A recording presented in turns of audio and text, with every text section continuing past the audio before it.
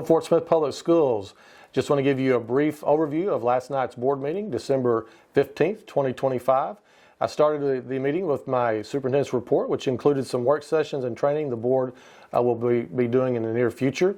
Also talked about the fact that I will present a presentation on my goals, a mid-year update in January, and then also discussed some of the events around the listening tours. We've been doing listening tours. We've had 11 stops, have another stop today at Southside High School.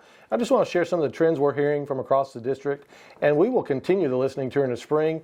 And I'm real curious to see how the trends change based on what time of year we're asking the questions. But some of the things that we've heard the district is doing right is they appreciate, you and your colleagues appreciate transparency and visibility. You appreciate the fact that we are listening and seeking your input. And you appreciate the great communications that we've rolled out this year. We also have challenges to student learning that we've heard from you and your colleagues. One issue, which you all see every day as you work very hard to help our students, is the challenge of student behaviors. And it could be a whole host of different behaviors, but we heard that a lot as a challenge. We also heard of staffing. We hear a need for more staffing. I heard an example of maybe paraprofessionals, K1 and 2, or maybe K3, as a good option of support. And then we also heard that the challenge that is ever growing is the lack of parental involvement in our schools. And we all know that the more parents are engaged, the more successful our students are. And then we also asked, what do we need to start, stop, and continue? One thing that we were asked to start is to continue to add to student supports. Also, one thing to stop is capacity overload. Overloading class sizes, things of that nature. And then one thing to continue was the great communications work that we are doing.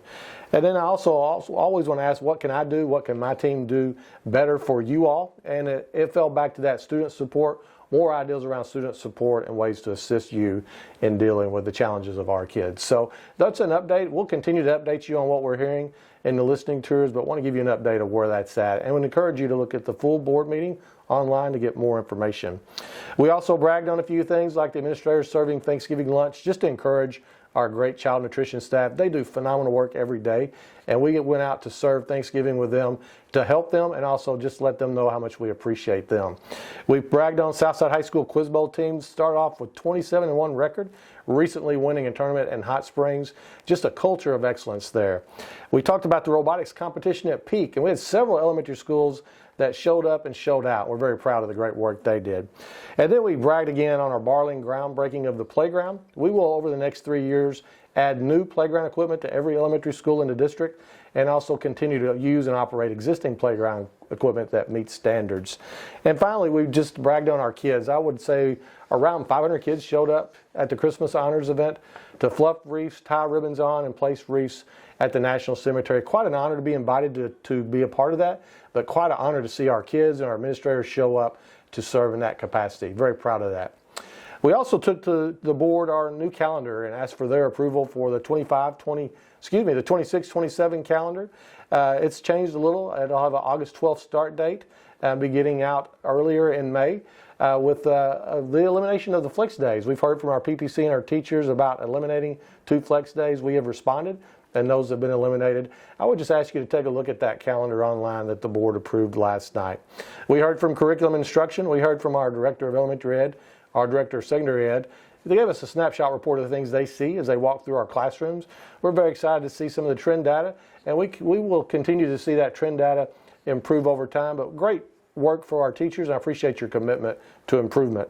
We also heard from Dr. Jones on syllabi literacy, the great results we're seeing at Northside and Southside, also some untapped potential there that will continue to grow.